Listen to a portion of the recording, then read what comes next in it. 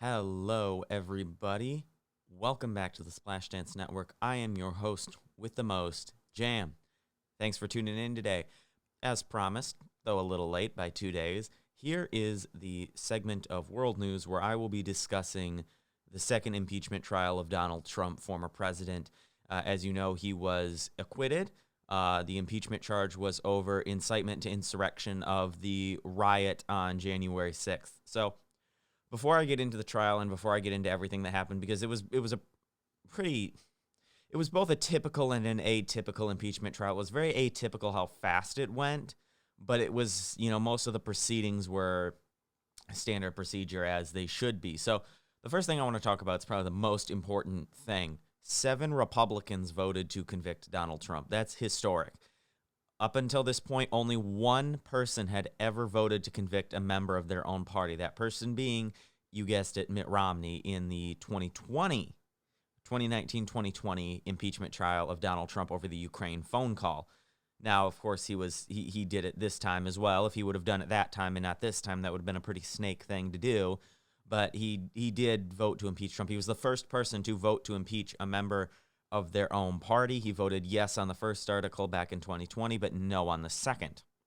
So I have the list right here on my computer. I'm going to read them off to you. I know a handful of them off the top of my head, but there's a couple that I don't. And I'm on the NewYorkTimes.com, and it shows me a nice list of what they voted on, like yay or nay, and that way I can explain it. So obviously the first one, Susan Collins, a pretty moderate Republican, almost liberal Republican. From Maine. Now, I really shouldn't say liberal. She's moderate is the best word for it, though she does tend to agree with the Democrats on a lot of things. That's still not super liberal. So she voted yes on conviction, yes on calling witnesses, and yes on the constitutionality of it. No surprises there. That should be something, that'd be obvious. That'd be something she would do. No surprises from Susan Collins. Another one that's no surprises, Lisa Murkowski, obviously yes on conviction, yes on witnesses, and yes on the constitutionality of it. Pretty straightforward. Mitt Romney, yes on all 3. Once again, pretty obvious. Sasse. I'm going to call him Sasse because he seems sassy, from Nebraska. Obviously, yes on all 3. Here's where it starts to get a little bit different. We have Bill Cassidy, who voted yes on conviction, no on calling witnesses, but yes on the constitutionality. So, as you guys know, I think it was Friday. They wanted to call witnesses. Friday or Saturday, they wanted to call a House representative who had notes from a conversation with Minority Leader McCarthy and Donald Trump. It was a very complicated thing, but they wanted to call her and question her, and they reached an agreement where basically they said, okay, we won't call the witness, but we're going to enter these notes into the record as part of the trial. So basically, they put the notes in the trial, but they didn't call a witness. It's pretty straightforward. So the notes are still on the record. Like, these weren't omitted from the trial. They were still in the trial. They just didn't hear them. Like, they had to go and read them on their own accord, which is not an uncommon thing for people to do in trials, especially one like this where they're trying to do it in a timely manner. So, first person to vote no. He voted no on calling witnesses, but he voted yes on the other 2. Patrick Toomey from Pennsylvania, a pretty well-known name. Obviously, he voted yes on impeachment, on conviction. He voted no on calling witnesses, and he voted yes on the constitutionality. So that's another common theme among the people. They'll vote no on the witnesses, but they were voting yes on the other things.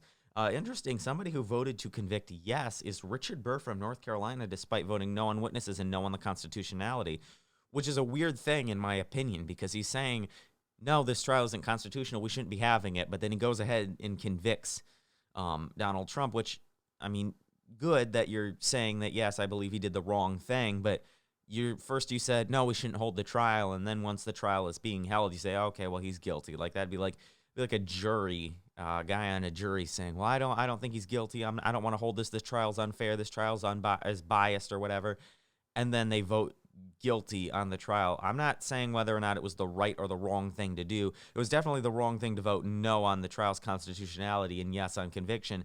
If you would have voted yes on constitutionality, yes on conviction, or yes on constitutionality, no on conviction, I would have been a little bit more lenient, but you don't vote yes on one, no on the other, say we shouldn't have the trial, but go ahead, I'm going to convict him anyway.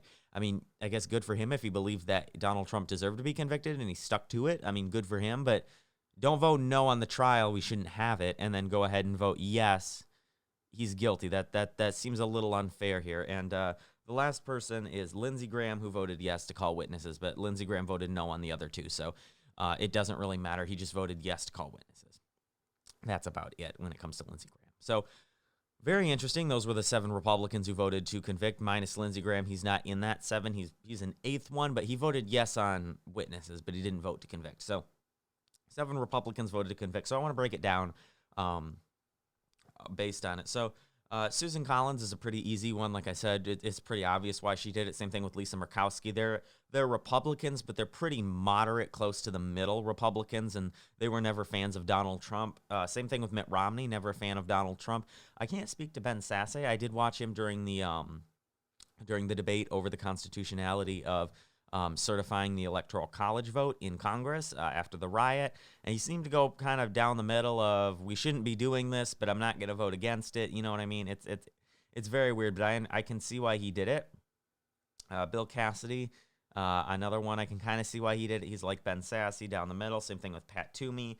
Richard Burr, I don't know what's going on with him. I don't know if he had like a change of heart or if the trial like he just said, oh wow, no, I didn't realize that. I'm gonna change it. I'm gonna change my ways, and I just knocked my watch against the counter. So if you heard a bump, I apologize for that. But that one's very weird to me. And then I guess we'll get into the main meat of the trial because I don't have any more senators. I was gonna talk about Lindsey Graham, but like he just voted to call witnesses. That's nothing. That's not like he voted on the constitutionality or on the to convict. If he had voted on the constitutionality or convicting, I would have talked about him, but he did not. So I am not going to be talking about him. The next thing I want to talk about is obviously the proceedings, standard but unstandard. If that's even a way, that's kind of like I'm going to take this off. I'm sorry. I keep banging it against the table, and it's getting annoying for you folks to hear that. So I'll take this off. Set that down. But it's very weird. The proceedings, I shouldn't say the proceedings were both standard and unstandard. Like those two things cancel each other out for some reason. But it was very weird. Like it was very bizarre how quick it went, but it was also pretty formal stuff. So one of the main things they did was they called and they showed unshown videos before that we had previously not seen of the January 6th insurrection riot. There was a video of Mitt Romney getting turned around by Eugene Goodman, who definitely deserves the Congressional Medal of Honor. I mean, he's done more for this country, some would argue, than the senators in our Senate. I mean, he protected not only a handful of senators, protected the whole Senate chamber by luring that mob away. And then obviously the new video shows him turning Mitt Romney around and getting him to run the other way as the mob is attacking. And another one shows Senate Majority Leader Schumer heading down a hallway and immediately turning around. They get just out of view of the camera, and then they immediately have to turn around because here comes the mob. So definitely interesting. And a lot of these videos, I think, were meant to provoke emotions because these people who were voting on this were there. They were part of that. They were the ones who were attacked. You know, they were the ones who almost died in this insurrection riot, and it was to show that, hey, you know, you could have died. You know, Donald Trump caused this, and he almost killed you. He doesn't care about you. So definitely an interesting trick. And I want to say I think it might have worked a little bit, maybe on Richard Burr. I'm thinking maybe that's the reason he voted. He felt strongly about it. I don't know where Richard Burr was at the time of the attack, but I'm betting to believe that if he voted to convict, he maybe, or at least I'm hoping that the videos were what changed his mind and that he just didn't decide halfway through for no reason to convict. I'm hoping that he had a solid reason for deciding to convict, because if he didn't, that would be a very scummy thing to do. It doesn't matter if you think, you know, if you're one of the people who say Donald Trump deserved to be convicted or Donald Trump didn't deserve to be convicted. You can't say the trial's unconstitutional, but I'm going to go ahead and convict him anyway. That's not a fair thing to do. You can vote that the trial's constitutional, but that you're not going to convict him. That's one thing. But if you're going to vote, no, I don't think the trial's constitutional, but yes, I'm going to convict him, I can only hope that the reason you changed your mind was the trial persuaded you, that you didn't just go into it saying, well, I don't think it's constitutional, but I'll convict him, whatever. I didn't get my way. I'll just convict him. I was going to convict him. I just didn't want to hold the trial, because that shows that you have no skin, that you're worried that if you hold the trial, that you're going to have to convict him, and then you're going to have to be faced with that. Another thing, Mitch McConnell, no surprises here, saying that Trump was responsible after he votes to acquit him. What's up with that, man? That's like a juror saying, well, I voted not guilty, but I definitely thought he was guilty. Like, he's 100% guilty. but I voted not guilty. That's not how it works. You know, you don't have party loyalty, man. If you think somebody's guilty, you vote guilty. You don't say, oh, he's not guilty, and then after the fact, oh, he was totally 100% guilty. So this is the one time I'm okay with Donald Trump ripping someone a new one. You know, I normally when Donald Trump would yell at people or he would get into arguments with people, I would say, man, you're the president, or now you're the former president. That's really not cool. But this is the one time I will justify it, because Mitch McConnell, what the hell are you doing? Okay, I would understand if you voted to convict and then said, yeah, he's guilty, or if you voted to not convict and he said he's not guilty, but you don't vote not guilty and then say he's guilty. You know, somebody compared it to throwing lasagna into a ceiling fan and then saying, oh man, I was going to eat that. What's up with that? You don't do that. You don't say he's not guilty, but I think he's guilty. If you think he's guilty, man, you vote guilty. If you don't think he's guilty, you don't say that you think he's guilty. That's not how this works.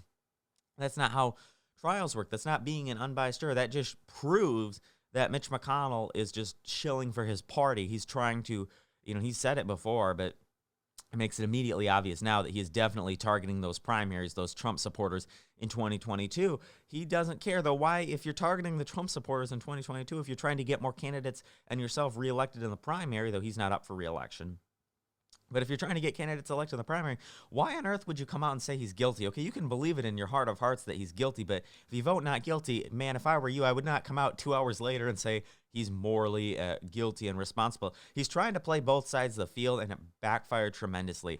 You know, Democrats hate him, but they might have given him a little bit more respect if he would have voted guilty and said he's guilty. And Republicans might have liked him a little more if he voted not guilty and said he's not guilty. But you don't vote not guilty and say he's guilty, because not only have you pissed off the Democrats by voting not guilty, you've pissed off the Republicans by saying that he is guilty. I don't honestly, I mean, he's not up for election until, I believe, 2026. Is that the next one? Senate terms are 6 years, so I believe he's up in 2026.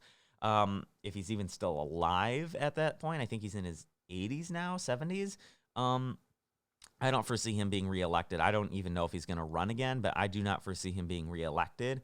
And I don't foresee some of his candidates being elected in 2022. I foresee a lot of them, maybe not a lot of them, but a good chunk of them doing poorly or having a bad time in the primaries, because if you're getting Mitch McConnell's endorsement at this day, or at this point, what does that mean? I mean, if he says one thing and does another, or he does one thing and says another, you know, he votes not guilty, but he says that he's guilty. So if you've got Mitch McConnell's support, does that really mean anything? Because he might say that he supports you, but he might turn around and not support you at all. So, or he might support you and then turn around and say he doesn't like you. So Mitch McConnell definitely shot himself in the foot with that one. I would have kept quiet. Even if he really believed that Trump was guilty, man, he should have voted guilty. If he believed he was guilty, vote guilty. Your party will not care. Like, they're going to hate you regardless, because you're going to make that statement. If you didn't want to vote guilty, but you believed he was guilty, you should have just kept quiet on it. You know, do that. Don't talk about it. Don't say that you think he was guilty.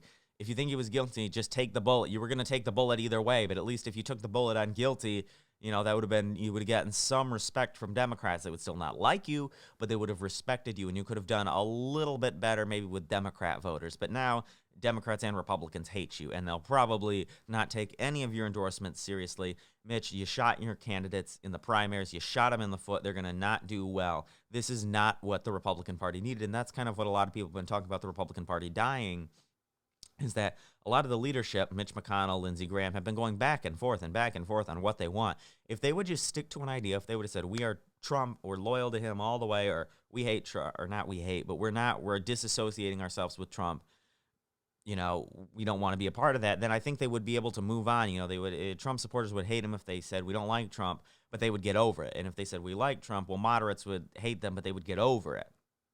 Instead, they're trying to do both, please the Trump supporters and the moderates, and they're just pissing both sides off. The Trump supporters don't like the fact that they allowed the trial to happen, and the moderates don't like the fact that they didn't vote guilty. You know, they're stuck in between a rock and a hard place. Now, they built the rock and they made the hard place. They put those things there. They put themselves there. Realistically, all they had to do was pick a side. They were either pro-Trump or anti-Trump. Now, I know different representatives and senators, there's 500 plus of them. It's going to be hard to get a general, like every single one of them to agree. But if your party leaders can agree, if Minority Leader McCarthy, if Minority Leader McConnell, if Lindsey Graham, you know, these figureheads in the party would get together and agree that we're either pro-Trump or we're not pro-Trump, that we're not going to try to do both. If they would pick a side, I think they could do better among their viewer base, because right now their whole base hates them. Trump supporters, diehard Trump supporters, hate them because they think that that it's a scam, that they shouldn't have voted guilty, and moderates don't like them because they think that they're just skipping the system, and that they're not having a fair trial, and that they're cheating, and that they're just showing party loyalty to a former president. It makes no sense. And by the way, just a quick note, I don't know if I said this in the second impeachment trial. It's absolutely constitutional. I don't know why there was even a vote on constitutionality. I know it's a formality, but it was absolutely 100% constitutional. Most officials in our country were impeached. A lot of them, I should say. I don't know if most is the correct word, but a lot of officials have been impeached after office. In fact, that's what it was meant for, not necessarily removal. Removal was like the last resort. But the Republican Party is very much in turmoil, and if Donald Trump starts his Patriot Party and they show up in 2022 or 2024 most likely, because it takes a couple of years to organize, and I don't think a year is enough time for them to get candidates and funding off the ground, we could very well see a Democrat landslide in 2024. Because if you go back to the election of 1912 with Woodrow Wilson and William Howard Taft and Teddy Roosevelt, the former president, started the Bull Moose Party and split the Republican ticket in half, because half of them voted for him and half of them voted for Taft, causing a Democrat landslide. Woodrow Wilson took the House, the Senate, and the White House. He was able to appoint Supreme Court justices. He had all of Washington was controlled by Democrats because Republicans split the ticket. The same thing happened in the 1992 election with Ross Perot, though not as severe.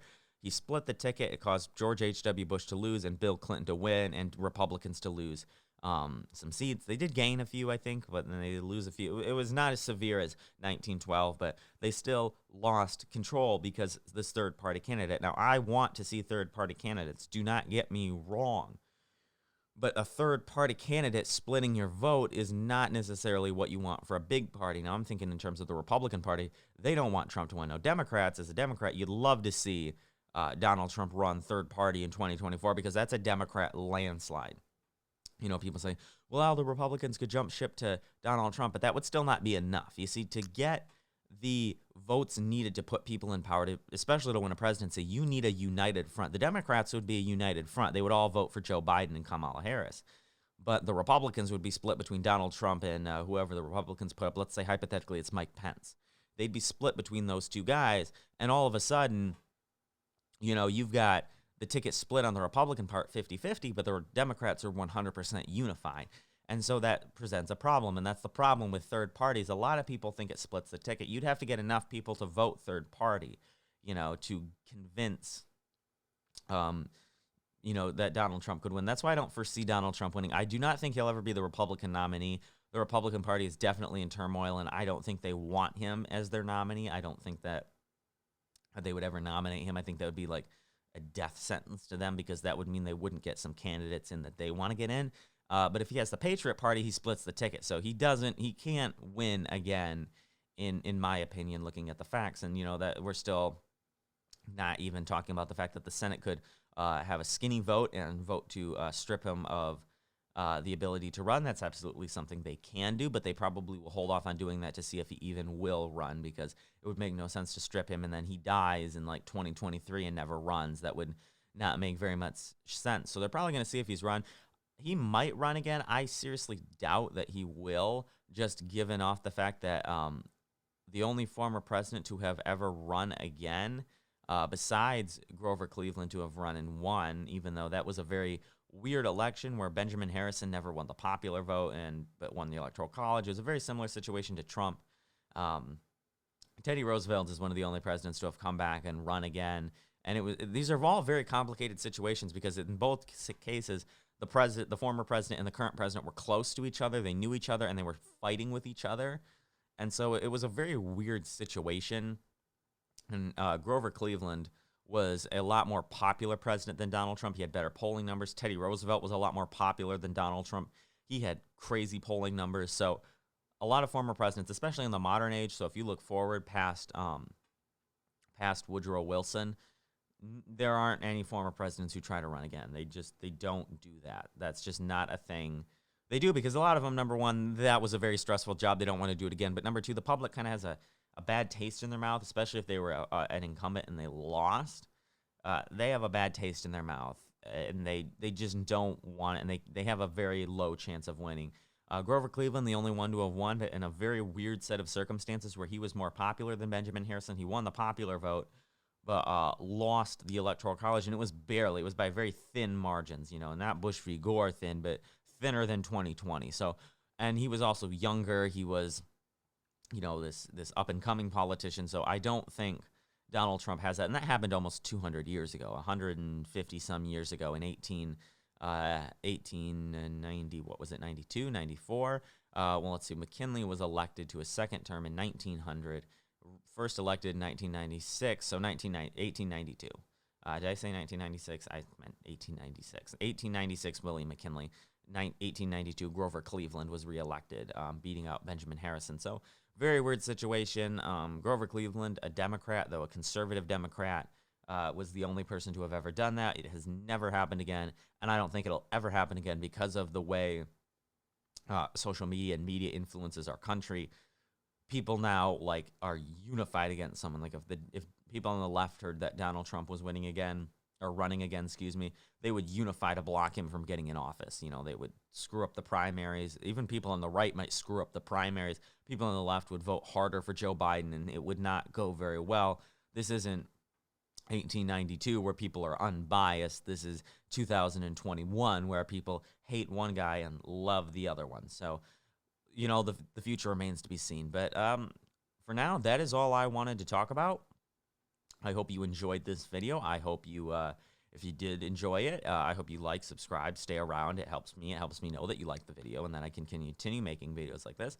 Quick announcement regarding my former show. That internet show has been replaced with this. World Events is the new show that is going to be replacing it and going to be taking its place, because I don't feel like having two talk shows that talk about the same thing nearly identical. World Events was what that internet show talked about. So cancel that. World Events is now the new show on the platform because it's replacing it, because it's the same show, just a different name. Basically, it's that internet show with a different name and less 80s aesthetics. But with that, I want to thank you guys for watching. I'm going to close my computer because I have to reach over the board to turn this off. So I'm gonna count you down. Thanks you guys for watching. I'm gonna count down. We're gonna say goodbye together. All right, ready? 1, 2, 3. Bye-bye.